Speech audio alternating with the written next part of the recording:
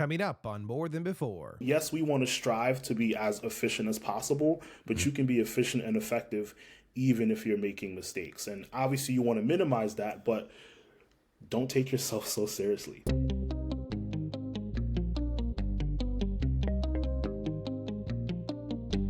This is More Than Before with Nathan Cook.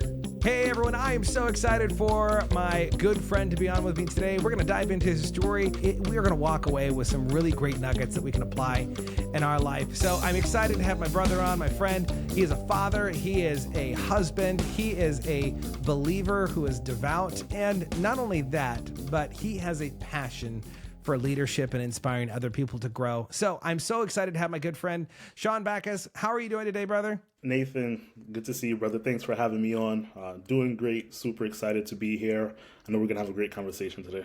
Oh, me too. You know, I'm excited to jump into conversation because you and I, we met, almost 5-6 years ago, I feel like. I think it was right? More. Was it more? It may have been 2016 that we met. Man, that was when I did not have gray anywhere in my face or beard. And that was when I had much longer hair. I had much longer hair back then. I was very disappointed in you. I'll just be like your mother right now. I'm very disappointed in you that you shaved off those beautiful locks of love that were all over your head. I don't know. You're a good-looking guy anyway, so I guess you can make the short hair and the long hair work. Yeah. Hey, my wife likes it, so that's all that matters. As long as she's good with it, I'm fine. That's the approval that you should seek, your wife. Right. There you go. Well, I'm curious. Let everyone know a little bit what you're doing nowadays. What kind of work do you find yourself in, and what are you excited about here for the future? Yeah. So currently I have kind of two main things going on. So I work for a manufacturing company as a training and development coordinator. And it's great because I've been working in the learning and development field for a couple of years, but this is the first time where all of the training and development falls on my shoulders. In my previous job, I would pretty much do the same kind of work, but I had a team that I was working with. But now I'm kind of the Superman flying solo. So it's really an amazing opportunity for me to learn, to stretch my wings, to face new challenges. So I'm super excited to be in that role. I've been in the role for almost a year now. So that's definitely keeping me busy. And then on the other side to that, I have my business, Lead to Serve Incorporated, and I'm working with different clients, doing some leadership seminars. I recently did a seminar for SHRM, the Society of Human Resource Management. I taught a presentation skill course, which is something that I've really been putting a lot of time and energy into. There are so many professionals that I come across who have to speak on a daily basis for their jobs. But as you know, so many people are deathly afraid of it. So really being able to teach that course and help people really have that internal transformation where they understand that, hey, you don't have to be perfect to deliver great presentations. If you look at some of the greatest speakers out there, you can always look back at one of your presentations and say, hey, I could have done this better. I could have done that better. So really helping people get through the psychological challenges of public speaking and then helping them focus on the technical side as well. So that course it's been amazing. I've had a lot of great feedback and a lot of success with it. And I'm looking to continue to push that and get it out to other companies as well. And if I'm not mistaken, that course that you've developed and that you've been teaching, that is a course that is actually at the same level of a lot of college courses. If not, I would say it's probably better in a lot of aspects, which is pretty amazing considering your background. Do you want to go into that for a moment? Yeah. So you brought up the word college. So for those of you out there who don't know me, I did not finish college. Initially, it was just because of financial reasons, but during that time that I stopped going to college and where I am now, I really found my passion. Originally, I was in school for pre-med, but the thing with that is I kind of remember sitting one day with my best friend, and we said, what do we want to do for the rest of our lives? Well, we both like science. And I remember we went to salary.com and we looked up the salary for cardiothoracic surgeons. And I said, hey, there it is. We're going to be cardiothoracic surgeons, So I have not achieved that goal. I'm not there right now. But that's really how I chose that career. It wasn't because I was passionate about it. It wasn't because I felt like that was my purpose in life. I just said, let me find something that I feel like I can tolerate that pays me well. So that's not, the path that you want to go down. You want to wake up every day excited to do what you do. So in between the time frame that I stopped going to college and where I am now, I got involved in like a little network marketing, and that really started me on the path of entrepreneurship and just understanding that I can have something that I own, I can work with whatever clients I want to work with, and really have the maximum impact possible. Oh, that's awesome. And if I'm not mistaken, too, your father was in the medical field, too. So was there a little bit of pressure on you to continue the tradition to go into the medical field? You know, funny enough, there wasn't. He didn't put any pressure on me whatsoever. I think more so the pressure was go to school, get a college degree. So, you know, when I deviated from that path, I didn't necessarily get the best reception from a lot of my close family and friends, understandably so. Yeah. Because for the most part, we're taught the traditional thing to do, go to school, get an education, get that degree, and then get a good paying job and kind of just live your life like that. And there's nothing wrong with that. But I found out through experience that everyone's path is a little bit different. Yeah. The time that I spent out of school, I spent, you know, serving in church. I had several leadership roles, which helped me get a lot of leadership experience. So it's funny because as I was serving in these leadership roles, I'm essentially building content as well because I'm learning how to navigate challenging people. I'm learning how to build unity in teams. I'm learning about, you know, leading by example. I have to walk the walk so that others will follow me. There's so much experience that I got living the actual life, doing the work, that I felt that if I would have been in school at the time, I wouldn't have had that experience. You know, it's really interesting that we kind of talk about this because we're in a shifting world now where there's a lot of shift away from college right now. And I think it's a wise thing to consider what path that you're going down. You know, a lot of young people have been taught for a long time that in order to be successful, in order to make money, you've got to go to college and you have to get a degree. But right now we're seeing the world change in front of our eyes where people can go and they can get a professional degree. They can get a certification. They can go to a training. And then they can, rather than investing 4 years of general study to get somewhere, you can hone in your craft and you can actually start to make a really good, you know, decent living. And so I think it's really fascinating. Like when we were younger, you and I, going to college, that was the thing because there weren't a lot of entrepreneurs back then that you could look up to and say, hey, that guy did it. This gal did it. And so it's really interesting now because as you and I, we get to meet a lot of people throughout our life. We get to meet a lot of people to say, hey, what is the educational path for you? Because education is different for each person. And education is striving for knowledge and turning that into wisdom that we can actually apply that into our life. So I love that in your story. Where did you grow up, Sean? Like what was life like when you were a kid? I grew up in South Jamaica, Queens. Shout out to anyone here who knows about Southside Jamaica, Queens. But I mean, I grew up in South Jamaica, Queens. My parents are from the Caribbean originally. My parents are from Trinidad. Really? So even though I'm growing up in America, I grew up in a very Caribbean, West Indian oriented household. There's like a running joke in the West Indian community where if you come home with a 99 on a test, your parents will say, what happened to the other 1 point? You know, like, that's not good enough. That's so there was always this in the house, this spirit of excellence. You want to strive to do your best, strive to work hard. But then I think also a part of that Caribbean background is having fun too. I mean, I watched my dad work hard, but he would party hard and play hard as well. So there's a lot of influence that I got from my family growing up. And if I'm not mistaken, you actually have some Trinidadian English. Like there's a little bit of language that kind of happens there too. I am curious, when did your family migrate here to the U.S.? I think in the early 70s is when my parents migrated here. Yeah, they migrated in the 70s, and then they had, I'm going to throw out my siblings' age right here. Go for it.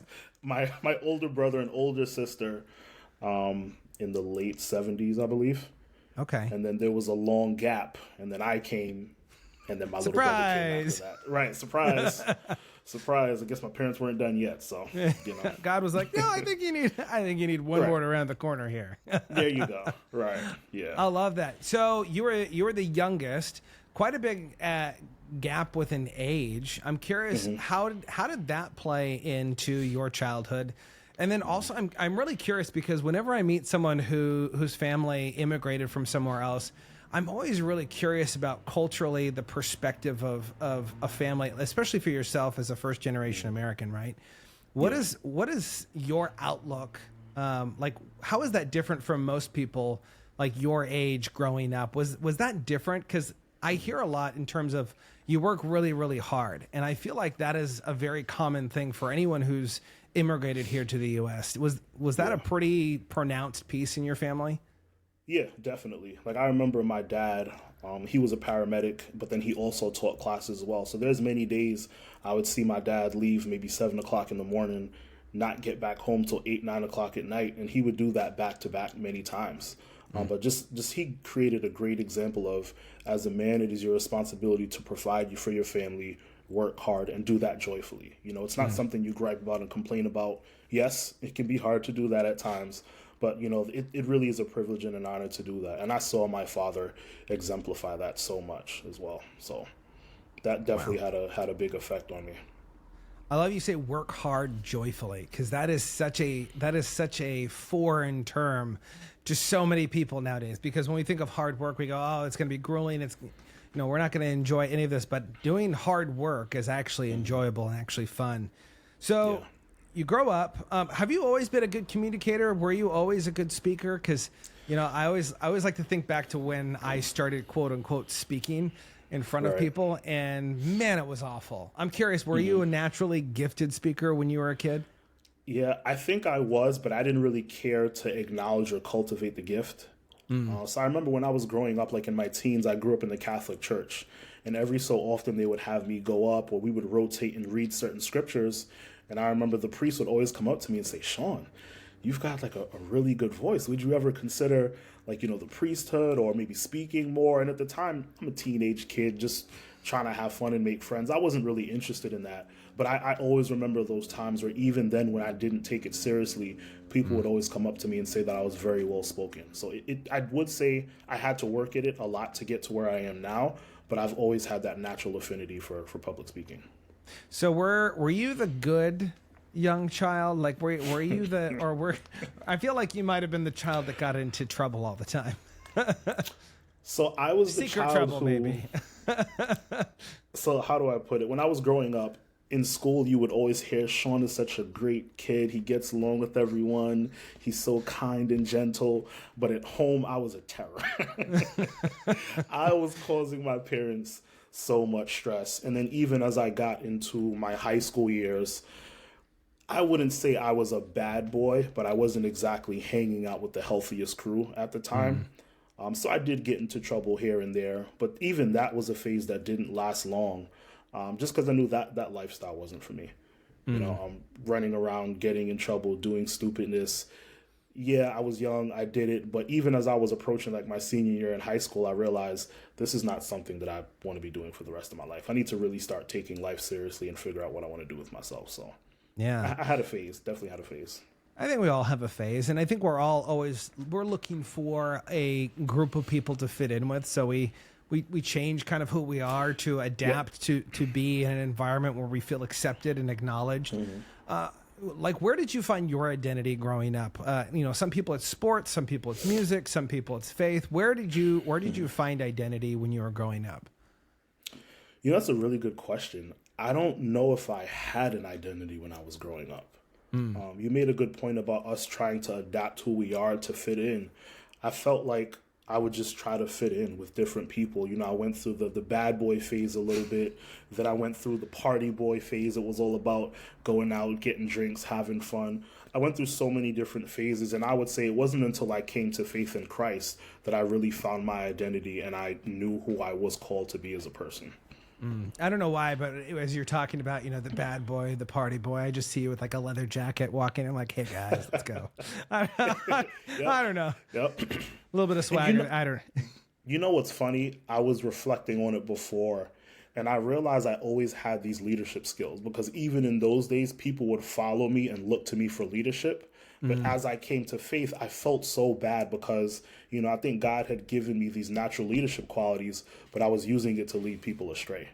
I wasn't using it to lead them in a positive direction. So, as I came to faith and I look back and reflected on that, that's one of the reasons why I said, hey, I want to use my God-given abilities to lead people in the right path, ultimately to lead them into Christ, but then also to lead them so that they can be successful in this life as well. That's so good. I love the story of a good first job. I especially a good first job that you actually had to work pretty hard. I have a feeling, I don't know this for certain, but I have a feeling that maybe your first job might have been rough. What was your first job that you can remember growing up? My first job was working at Dunkin' Donuts at JFK Airport. And the job itself wasn't hard, but the schedule was brutal. So I wasn't driving a car at the time. I had to take public transportation. So I was getting up around 3:30 in the morning to make it to work for 5 a.m. Wow. And then I would work until about 12 or 1 p.m. So, working at Dunkin' Donuts, it's not brutally difficult, but that schedule, even when I was in my early teens, early 20s, that was kind of tough. Yeah. Interesting. So I'm curious, the interactions, do you recall any interactions with anyone flying out of JFK? Because I would imagine at that hour, you're not getting people that are like you, like people that are maybe just kind of getting through I need to get through this job, make a little bit of money so I can do some other things. But you're actually meeting some people that are, they're flying, they've got meetings. Did you ever meet someone that inspired you of oh man, I don't know what that person does. I don't know what she does or he does, but I think I want to travel. I want to do something like that. Did you ever get the bite of that travel bug from that? From that job, no. I don't think I got that from that job, unfortunately. You didn't want to experience donuts in other places? I didn't, unfortunately. I remember I met Don King Seriously? when I was working at the airport. I met him before. So that was cool. But aside from that, I don't think I met anyone that was necessarily prominent or who really inspired me, to be honest. At that early in the morning, people wanted their coffee, donuts, and they were on their way. Not exactly the most conversational people in the morning. Right. If it was midday, evening, maybe that would have been better for that. But maybe that's why I'm always stared at with that funny face from people when we're flying out at 5 o'clock in the morning. I'm like, hey, how's it going? How's your morning going? And they're like, you need to be quiet. You're go that person. Take your coffee and go to the other side of the airport and away from all of the passengers. We don't want you disturbing them. And I'm not a morning person either, so that definitely added on to it. I wasn't trying to have robust conversations that early in the morning. Did that ever shift for you? I remember there was a point when I started getting into the speaking and coaching world where everyone was like, you got to wake up early. You got to get motivated for the day. And mind you too, I also knew get up early, spend time in the Word, pray, all those things. I knew that I would do that, but I'm curious. Are you a morning person now? Are you more an evening person? Has that changed at all or shift? I've always been a night person. I feel way more productive in the nighttime. I don't know why. Earlier in my entrepreneurial years, I did try to shift to being a morning person. Because, you listen to any motivational speaker like Eric Thomas. I used to listen to him all the time. And he would talk about how he gets up 4 in the morning, 3:30 in the morning. So I said, I have to grind. Got to get ahead of the crowd, grind it out. And there was a time frame where I was getting up 4 o'clock in the morning, 3:30 a couple of times and grinding it out. But I really struggled with it long term because that's not my affinity. It's not how I naturally am. Yeah. So that is one thing that I've learned, that as I'm learning from others and I'm growing as an individual, take the advice of others, but then adapt it to yourself. Because for Eric Thomas, that might work. He just might very well be a morning person. You seem like you're a morning person. But for me, I don't know what it is in the morning. I kind of need a little time before I'm fully functional. But in the evening, that's when all the ideas come to me. I can just get into this pocket where I'm flowing with creativity. So I've learned to just adapt to who I naturally am instead of trying to force myself to fit into a different mold. Oh, that's so good. Yeah, it's funny because as you're saying that, I was like, I don't know if I'm a morning person. I don't know if I'm an evening person. I think I'm just a people person. When I see people, I'm like, okay, let's go. This is exciting. We can talk for a little bit. Yeah. So talking about influence, who were some of those early influences in your life, and who are some of those influences that came into your life and really maybe shifted your trajectory of where you wanted to go in life? Oh man, there are so many. I know from a professional standpoint, there's a good friend and colleague who also is affiliated with John Maxwell, Gene Stewart. I remember when I was getting certified through John Maxwell, I remember just walking past her and she called me out. She said, "Hey, where are you from?" And ironically, we were both from New York. And I remember she was just so, I guess, like touched by my story. And she could tell that I was motivated and I was really hungry to grow my gift and to impact others. And we connected. And she has done so much to pour into me, to invest in me, to give me opportunities. She's one of the main reasons why I have had opportunities to speak at the SHRM conferences recently. So she's always been someone who has seen my potential and pushed me in many practical ways to live out that potential. I can remember one specific instance with her where she asked me to be her coach. I was coaching her for a little while. And that went great. And I remember at the end of the session, she had a conversation with me. She said, "Sean, you're undercharging me. You are worth so much more than what you're charging me for." So what she did is she said, "The next time we do this, this is how much I'm going to pay you." And that really stood out to me because for someone to say, "Sean, you are undercharging me. I'm not going to pay you less than this specific number," that really helped me to understand how much I really have inside of me to offer to others. Because through my journey, I do, and even sometimes now I often struggle with wondering, am I good enough? Am I really as skilled as people say that I am?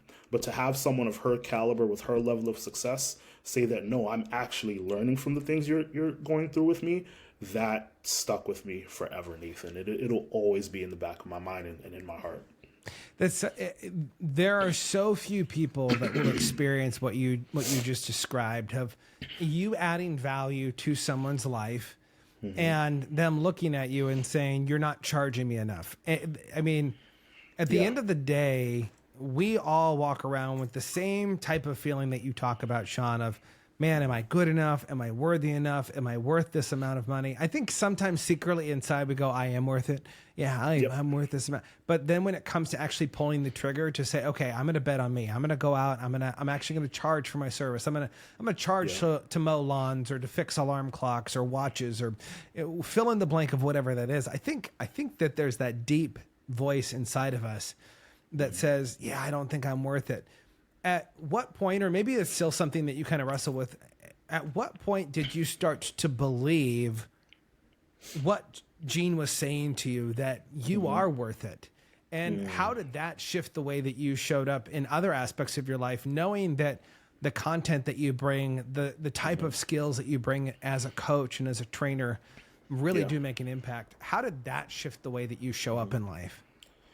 I think it gave me a significant amount of confidence because when you question your worth, you question whether you're good enough, it shows in your behavior, it shows in your body language. So if I feel like I'm not enough, I'm going to go into a presentation with hesitations, with doubts. But once I know my value and I know the worth of the content that I'm able to deliver, and I know that I can deliver it effectively and efficiently, it really boosts my confidence. So just to even backtrack a little bit, I worked in healthcare prior to this current job for about a decade. I started out working in dietary and food services, very humble beginnings, and then I was able to get a role in our Center for Learning and Innovation, which is essentially our hub for training and development, to keep it short. And one of the classes that I developed during that time was my presentation skills course. So to put it in perspective, at the time, I don't have a college degree, but I have some experience with public speaking, and I'm teaching individuals who have bachelor's degrees, who have master's degrees, some have PhDs. I've taught doctors, nurses, emergency medical staff, and so many prominent and influential people that you can think of. And to have people walk into those classes and then walk out and say, "Sean, I feel more confident and equipped to deliver presentations. Sean, I'm currently in grad school, and the tips that you gave me helped me with my presentations in grad school." Like, to see people's lives really be transformed and their skills grow as a result of that, that was really one of the things that boosted my confidence. So now when I walk into any room, I'm not arrogant, believing I'm the best speaker in the world, but I know that I have a track record of being able to help grow and empower people. So knowing that is something that gives me so much confidence every time I get in front of an audience. When you start something new, like speaking and getting in front of people, I think sometimes, we were talking about the fear of speaking earlier. There's so many people that are afraid to get out and speak. They're afraid of what might happen to them if they say the wrong thing or say something stupid. By the way, if you've listened to this podcast for more than like 5 minutes, you know that people say stupid things all the time. And I'm pointing at me if you're listening to the audio of this. I'm not pointing at Sean, because Sean, he's sharp. He's good. He's got it all together here. I learned from the best, Nathan. Yeah, John Maxwell. Darn that guy. But at the end of the day, it does take a point and a place where we have to eventually say, okay, I'm going to move forward with this, no matter what happens. And I'm curious, when was the point that jump for you to jump into entrepreneurship, where you said, okay, I'm just going to put myself out there? And how did you overcome the scariness of doing something new, especially, if you've been in network marketing and you got to ask people and you got to sell something, which, by the way, if you haven't understood this yet, you are selling something to everyone 100% of the day. Yeah. How do you overcome that fear of rejection and that fear of what people might say? I think for me, it was replaced by another fear. A fear of not living up to my potential, to be honest. So hopefully that's a healthier fear. But again, coming back to the fact, like, once I realized from a professional sense why God put me on this earth, I really started to understand. And as I got feedback from people, there are people who need to hear the things that I have to say. So I'm doing a disservice to others by withholding and not putting myself out there. And even when it comes to making mistakes and being worried about saying the wrong things, that's a part of the process. Like we were talking about earlier, you don't have to be perfect in order to deliver great presentations. There are so many times where I've done presentations and after I've sat back to reflect, I'm like, man, why did I say that? I tried to add a joke. It didn't really work. But then people come back to me and they're like, Sean, that was phenomenal. That was great. I needed to hear that. Thank you so much. So yes, we want to strive to be as efficient as possible, but you can be efficient and effective even if you're making mistakes. And obviously you want to minimize that, but don't take yourself so seriously. Just breathe easy. That's one of the things I tell people in the presentation skills course. I think that's one of the things that from a public speaking standpoint, it really holds people back. They're deathly afraid of making mistakes. And I always use examples of people who we know that are getting paid hundreds of thousands of dollars, maybe even millions of dollars to do this full time. And even they might use a filler word here or there. They might stumble over a word or stutter here or there. So, and I use that to say, look, if they can do this imperfectly and still be this successful, what's saying that you can't do it? You don't have to do it at their level, but it doesn't mean that you can't do a great job at it at the same time. There's also this level of transparency too, that as you're speaking and communicating something, like obviously like what you're saying, you don't go out of your way to, put filler words in and to make mistakes because you want to have a good presentation. Exactly. At the same time, though, there is a level of transparency that comes into play, that the more transparent you are with an audience, within reason, the better the reception is, the better the connection is. I'm curious, as you have been married for a number of years now, there's a transparency that comes along with getting married. All of a sudden, your spouse sees you 100% for who you are. Good or bad. Good or bad. How has marriage kind of transformed you and who you are and how you show up in your life? Man, marriage has shown me how selfish I can be. That is a really tough pill to swallow. And it's funny because I've always, prided myself in thinking that I'm a fairly selfless person. But when you come into a marriage and you have, my wife and I are polar opposites. I'm the extroverted, let's go out, let's do this. I want to interact with people. She's very introverted, very kind of to herself, a little more Stay timid away than from I people. Stay away from people. She's excited to stay home. I'm like, let's go. We need to do something. I don't want to be home. So naturally, many times we might butt heads.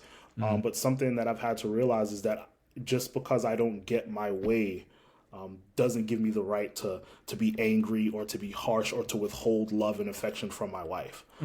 So marriage has really shown me how selfish I can be.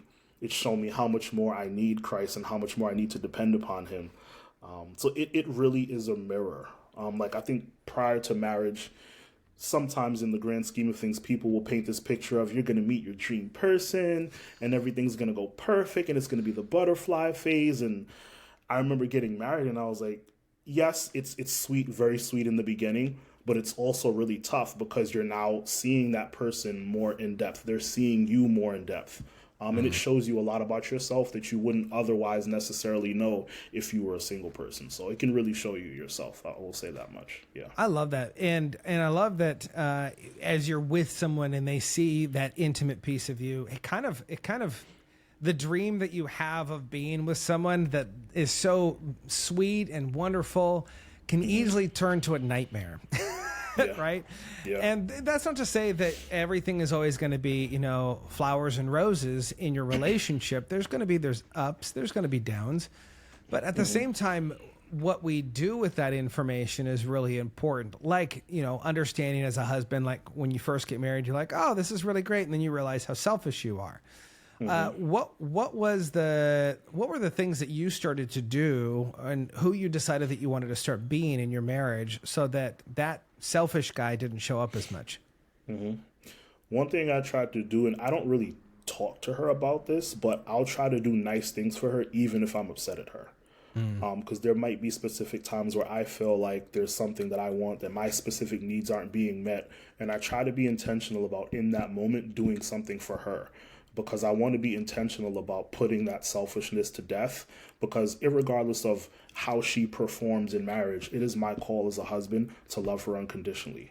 I have an amazing wife. She does an amazing job raising our son. She's a hard, diligent worker. So even if I'm upset or she's doing something that's bothering me, being intentional about doing sweet things for her. So like I might come home with roses and inside I'm like a little salty, but I'm like, you know what? My wife deserves this. She is an amazing woman. And I need to show her that even when emotionally that connection may not be there. I love that. And there's also something about shifting the way that you view your spouse of do you see the best in your spouse, right? Because whatever you're looking for, you're going to find. And if you're like, man, my wife is salty today, all she can talk is negatively. When you're thinking that's all you're going to see. And sometimes it's a change of heart from us that we need in order to allow our spouse to even change. And I can relate to that in a lot of ways. Yeah. I want to go back to this piece of faith, because faith has played a pretty substantial role in your life from early childhood all the way up till now. I'm curious, what was your faith in the beginning? How would you describe that? And how has that evolved throughout your life with challenges? Yeah. I would say so as early as when I was in my teens, I grew up in the Catholic Church. And I think it gave me a foundation for believing in God. But if I'm honest with myself, I did not know God and he did not know me. There was no desire to live for Christ, to honor Christ, to worship Christ. It was just, I go to church. I like the people that I'm around, and that was really it.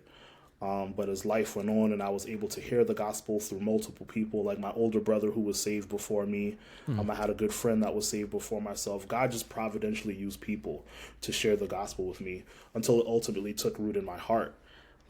And I would say from there, that's when things really shifted and really changed. And I understood that I was created in God's image to worship him, but I've gone far off from that. I was in sin, doing whatever I wanted to do. And the only way to be reconciled to him was through faith in Christ.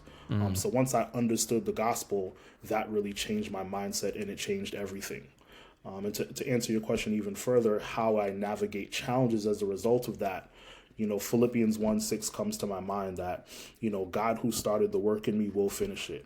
So everything that he's doing in my life, it's to make me more like Christ. Now, I will say that at times that can be a hard pill to swallow. That's a pill none of us want to swallow that half the time. Nobody wants to swallow that because some of the times, just to be honest, it sucks. God might put you through seasons of life that absolutely suck, but he's doing that for a purpose. So knowing that these aren't just random occurrences in life and that this is not meaningless, it really helps shape my viewpoint on struggles and challenges. I'm not perfect at that at all. There are some times where challenges arise and I've got the joy of the Lord. And there's other times where I'm a miserable wreck and I'm like, Lord, help me.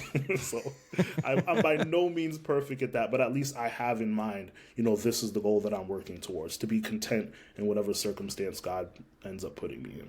Oh, that's so good. I'm curious. I love that you bring up those trying times that they are there to even prepare us for life later on down the road, of something that might happen, something more difficult, another level, another devil. I've heard that before, right? And I'm curious, can you recall a time in the past where it was difficult and you're thinking, man, like I just don't know if I can do this. And as you look back at it now, you go, because of that time, it actually helped me in this specific time in my life. Can you recall anything like that? Yeah. I was fairly early in the faith, still figuring things out a little bit before I got exposed to entrepreneurship, or actually earlier in that journey. Just financially, things were rough. The job that I was working didn't really pay that much. My credit was just an absolute joke at the time. And things were just really tough financially, but I'm glad that I went through those seasons, because it made me be more intentional about, just financial literacy, for being disciplined as a person. So much about what I've learned about finance, it's not about what's going on with the economy and what policies are in place in the government. It's really the decisions that I make. The reason why I was struggling financially is because I was making poor decisions. I wasn't saving well. I wasn't investing. I wasn't being smart with my money. I was going to party and spend money on this. And it's like, no, you have to really dial things back and be intentional with what God has given you. So that's a time that kind of sticks out for me. That's, oh gosh, it's really good. The financial literacy piece really hits home to me.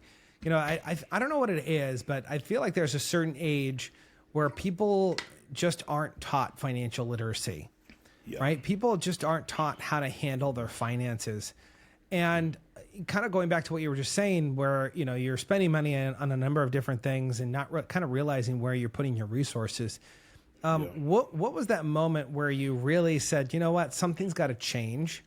And what was the first step that you started to make in order to change your financial direction? And what does that financial literacy look like to maybe the everyday person today that is struggling with debt? They feel like they're drowning. Like what would you say to that person to encourage that individual? There was a book I read by Darren Hardy called The Compound Effect. I'm not sure if you're familiar with it. And in that book, there's a section where he talks about tracking like your habits and tracking your actions. So what I started to do for maybe a month or so, I would track every single penny that I spent.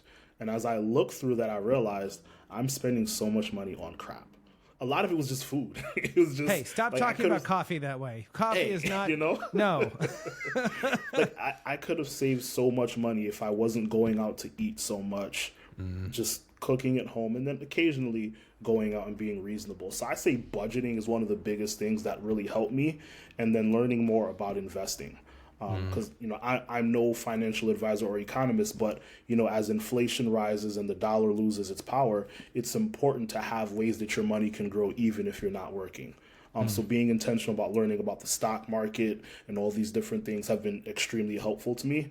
And over time, I've learned more and more, and these are things that I do today. So even now, like my wife will talk about, let's go visit some family in North Carolina or visit family in Florida. And my immediate thing is, all right, budget. How much is this going to cost us? Like I'm so night and day from who I was before, because I just understand if I don't do those things, our family financially is just going to fall into a hole rather.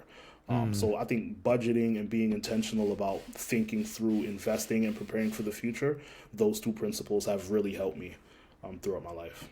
I think that's a huge thing for all of us listening right now, even myself too. As we're going into the election season right now and everything going on, remembering that no matter what happens at the end of the day, you are in control of your finances.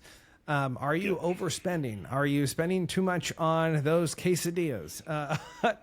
Do you need that extra guac from Chipotle for $8? I don't know how much it is, but I remember the last time we were there and they asked if we wanted guacamole and I said, go for it, babe. And then I got to the end, I was like, how much do we spend on guacamole? This is crazy. Right. Right? Yeah. How much is an avocado? I know inflation's Right? high, but this is crazy. This is out of control. This is out of control. But there is something to be said about having that awareness of where your finances are. And I love what you say about investing, right? Of even if you don't know how to invest or what to invest in, start to educate yourself. And I think that's something that I love about your story is that you are a lifelong learner. Has that always been there, or was there at a certain point in time? Because I know I was not a lifelong learner. I was a I know it all kind of guy, which I got to beat that out of me sometimes still to this day. But there was a point where I started to realize that it was more important to ask, to learn, to grow than to have the answers. Was there a point for that in your life where you started to realize like, oh, it is more beneficial to learn than it is to actually think I know everything? Yeah, I would say becoming an entrepreneur is what really was that turning point for me.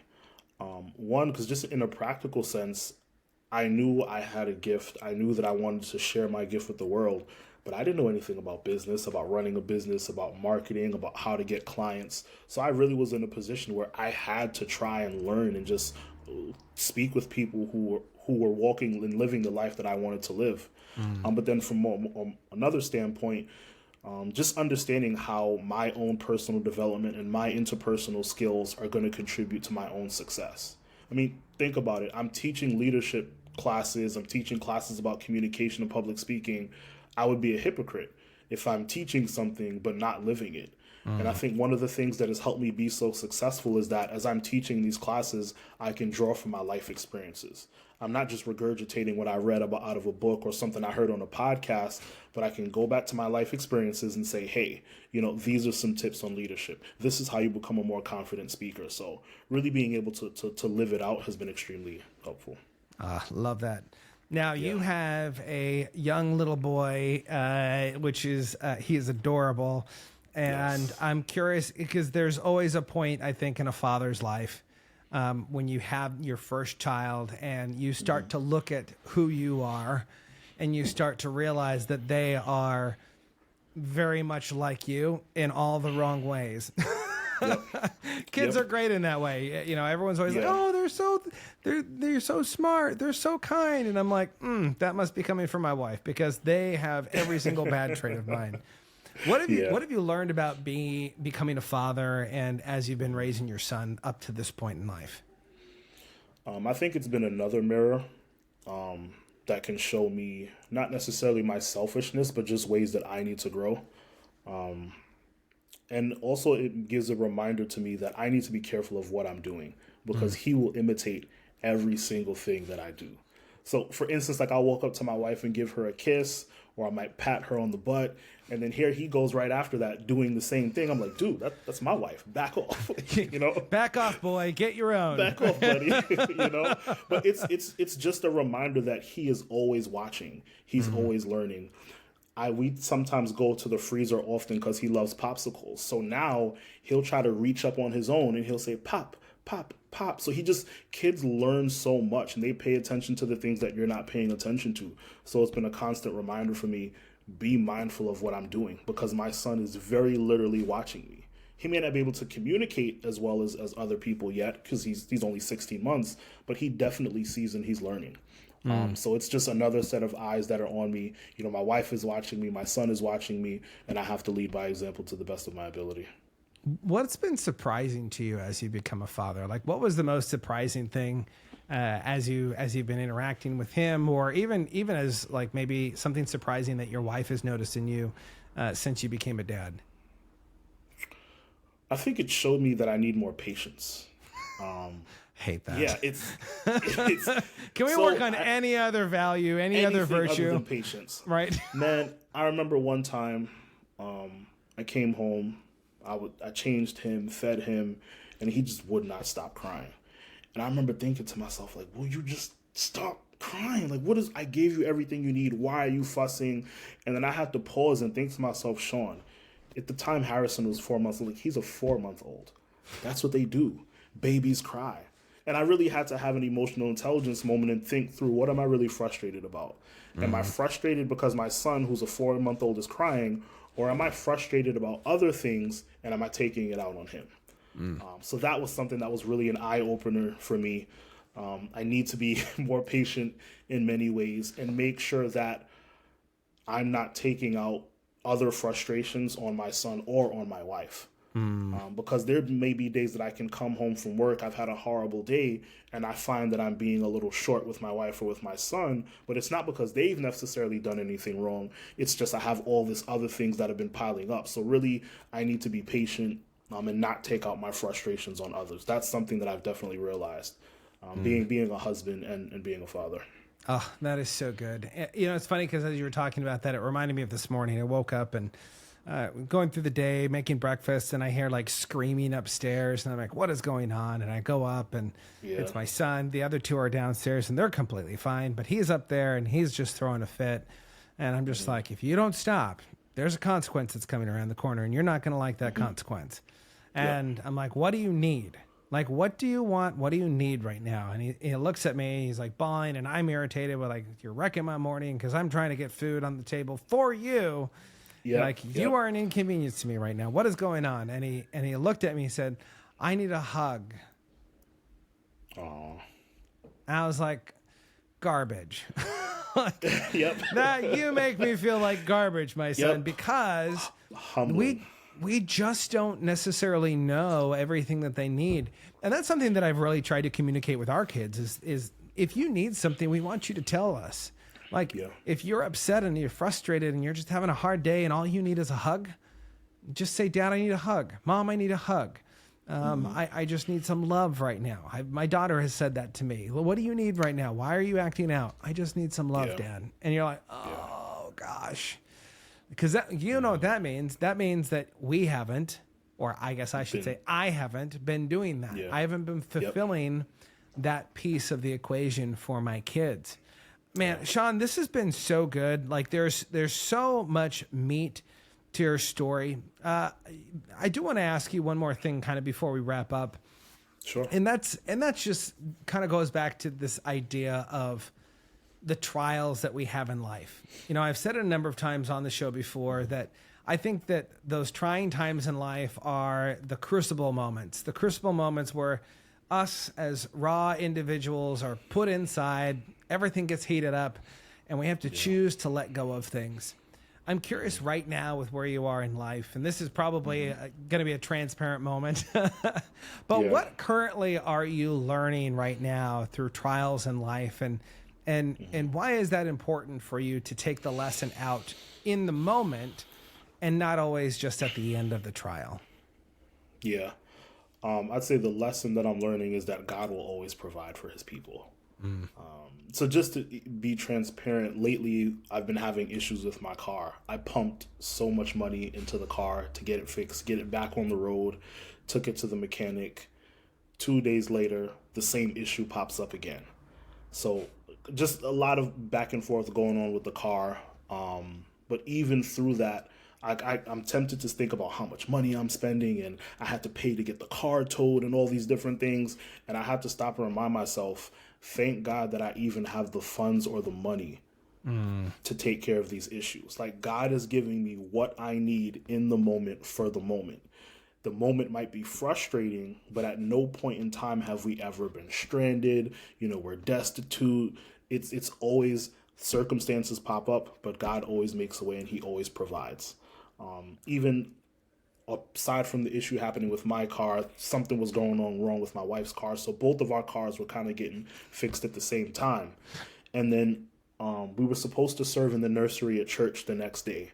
So I hit up the nursery director and say, hey, I don't know if we're going to be able to make it to church, kind of having some car troubles. And the brother just said, hey, we have an extra car. Just take the car for the week. And just wasn't even considering that to be a possibility. And it's just God will provide for his people. So when I'm tempted to be frustrated or I'm tempted to get angry, I'm tempted to say, I've had enough of this. It's understandable to be frustrated, but I can have peace knowing that if God is bringing me through the situation, that he's going to provide a way for me to get through it as well. So That's something that's been very apparent in the past couple of weeks, and I've had to thank him for that, but also repent for the times where I got frustrated and I let that get the best of me. Man, that is so good. And I hope that you heard what he says with this. It's looking for the opportunity. That's a lot of what happens in those moments of frustration when things aren't going right. Mm-hmm. Instead of looking at the frustration and everything that could go wrong after that, look for the opportunity to give praise to God and say, thank you, God. I can't believe that we even have a car. I can't believe that we have a car with tires with where we live now. But there is something like truly great about that, is understanding that if we can find joy and peace in every single moment in life, you're going to live a great life. There's going to be a lot of things that you can be excited about, and how great that is that we can pass that along and down to our children. Sean, to kind of wrap things up, where's a good place for people to go and find you, look you up, follow you? Where can people go? Yes, I'm on social media. If you want to find me on LinkedIn, you can find me under Sean Bacchus, SeanBacchus, as you can see on the screen. And then also I have a website as well, leadtoserveinc.com. Definitely reach out there, take a look at the website.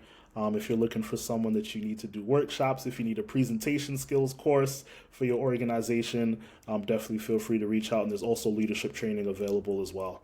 So you can reach out to me on those platforms. And I'm also on Instagram as well under Lead to Serve Inc. as well. So you guys can find me there. Awesome. And all of those links will be in the show notes. And for those of you that are looking for a place to connect for community, join the More Than Before community. It's a great opportunity to join me 3 times a week. 2 of those times where I'm teaching some biblical principles early on in the morning, unless you're on the East Coast, then it's a decent hour in the morning. And then one of those days where I jump into leadership and entrepreneurship and business. So it's a great call to jump on, and it costs you nothing to be there. So if that's something that you're interested in, you can also find that in the show notes. So thank you so much for joining us. Sean, thank you again for all of your insight and wisdom. And until next time, remember to be more, see more, and experience more than before.